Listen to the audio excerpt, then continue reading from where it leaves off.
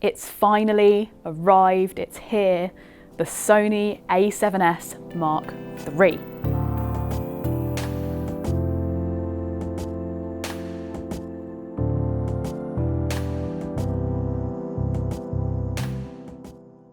I'll go straight in with the top specs. We've got 4K 120p with autofocus. We can output 16-bit due to a full-sized HDMI. It's got dual card slots, CFExpress and SD. We've got the new Z series battery in here and a flip-out touchscreen with a new menu system. At the heart of all things, the sensor. We've got a 12 megapixel BSI back illuminated Exmor-R CMOS sensor in here. The ISO range can go up to 409,600, same as the a7S II, but we'd expect it to perform better. We've also got a new processor, the Bion Z XR. Now this is meant to be incredibly quick. It's meant to perform 8 times quicker than what we currently see in the A9 II and the A7R4. The a7S III's recording capabilities are the most important thing. So, as I've already said, you can shoot 4K 120p with autofocus. You can also do full HD at 240p, also with autofocus. Now 4K is 422 10-bit internal. I know some people would have liked to have seen 12-bit, but you can externally record, thanks to this HDMI A port, full size, 16-bit RAW externally. It's a shame not to have 12-bit, but we've got 16-bit RAW output. The log profiles have been updated in here to match up with the Sony FX9. So if you want to be using this as a B cam or you're using it in a production studio, you can match your color profiles now to the FX9, makes for easy grading. This isn't a production copy, so I haven't been able to take any stills or videos with it, but I can see on the menu system that the ISO range is different for log as well. So in the log profiles before, we know that the base ISO was 800, base ISO is now 640, and you can expand it down to 160. I'm not sure how that's going to look, be interested to see how that footage looks graded, but it's nice to know it's there, so if you really need to get a shot, you can expand it down. Recording limits, unfortunately, are something we don't know right now at the time of filming. However, when you see this video, we'll have the information, so I'll pop it in the description. Make sure to check that out to see the recording limits for this camera.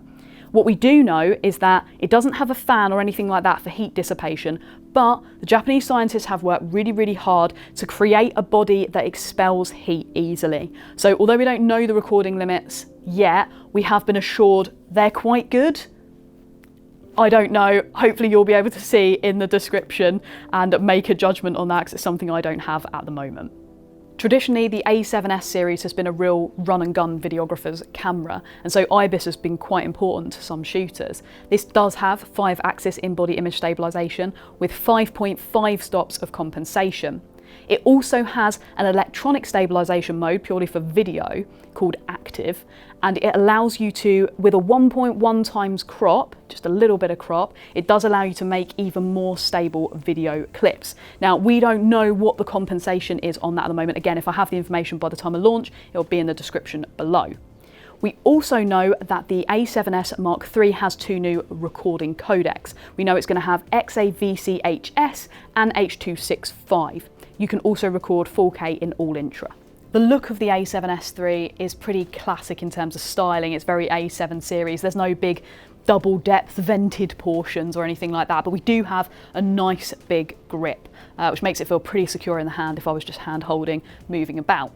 We've also got a top mounted record button as well next to the shutter button. It's very obvious, you can feel it. I feel like if I was wearing gloves, I could easily feel that recording button. On the side of the camera here, we have ports. So full-size HDMI type A, we've got our microphone port, we've got our headphone port, and then in the bottom here we have our multi, which is a micro USB, and USB-C.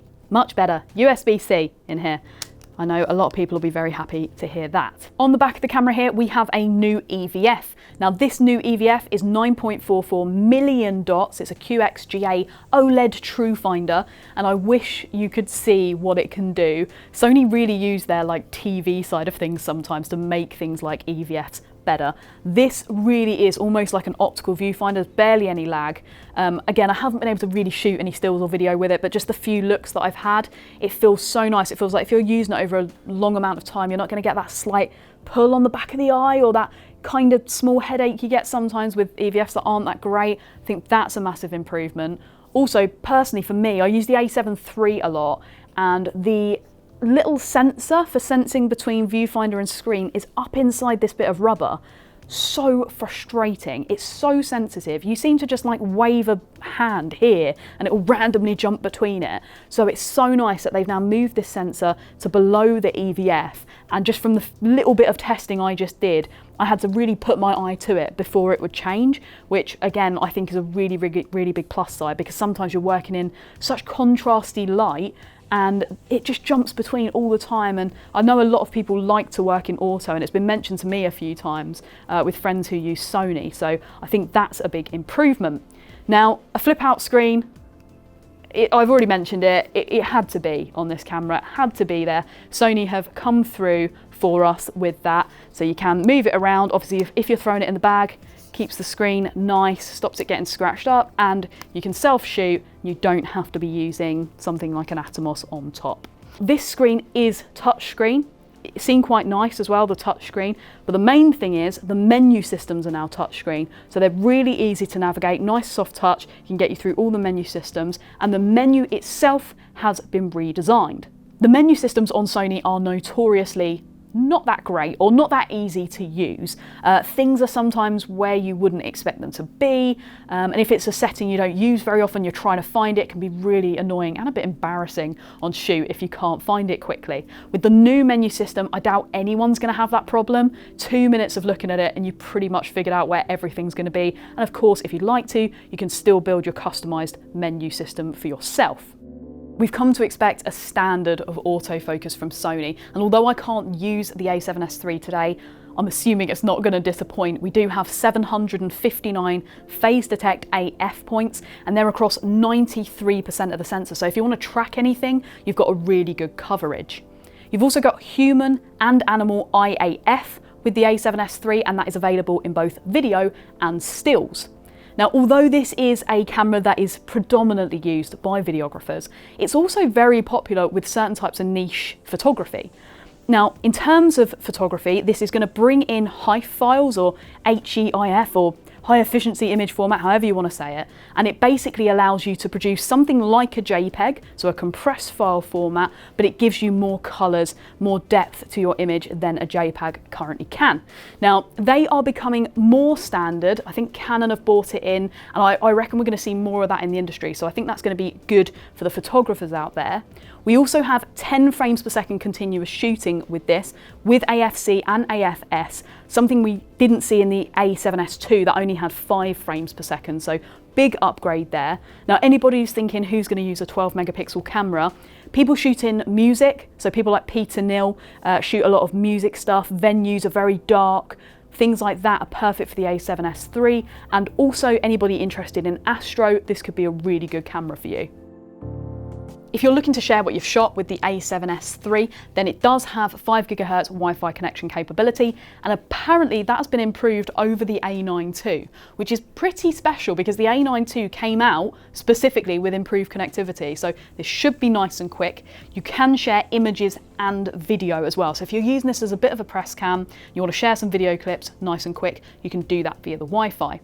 Also, if you're shooting stills or you're video recording internally, we have those dual card slots. Both slots are CFExpress Type A and SD UHS 2 compatible. So great thing about that is if you currently only have SD cards, but you're looking to get a CFExpress in the future, you can currently make use of both of those slots with SD, maybe get a CFExpress, shoot one and the other, and then get maybe 2 CFExpress in the future. So that's really good. Now, if you want to know more about the A7S III, I certainly do. We don't know everything at the moment of shooting. I'll try and put as much as I can in the description. Also, we're going to have tons of information on our webpage, so make sure to check that out. Now, I'd quite like to know what you think of the A7S III. This has been so long awaited that it'll be really interesting to see what you guys think in the comments. I did ask a couple of videographers when I was on my way here. I said, if the A7S III was coming out, what would you want from it? Now, it was kind of they kind of agreed. So they all wanted flip screens, which we now have. New battery system, we now have the Z batteries, dual card slots, got that. One person said 4K 60p at 12-bit. Didn't quite get there. We've got 10-bit, but we do have 4K 120. So it seemed like people will be pretty happy with this from my first little initial checks, but I'd be so interested to see what you guys think in the comments. Now, also, this isn't a production model. I know we haven't been able to give you any images or video from this, but we are going to be getting a production model pretty soon. So make sure to subscribe to the channel, turn on notifications, and we'll do our best to get you some really nice demo footage and stills from the A7S III. If you have any more questions, of course, give us a call, send us an email, put a comment here. We'll try our best to get back to you with all the information that you could need. But for now, thank you for watching.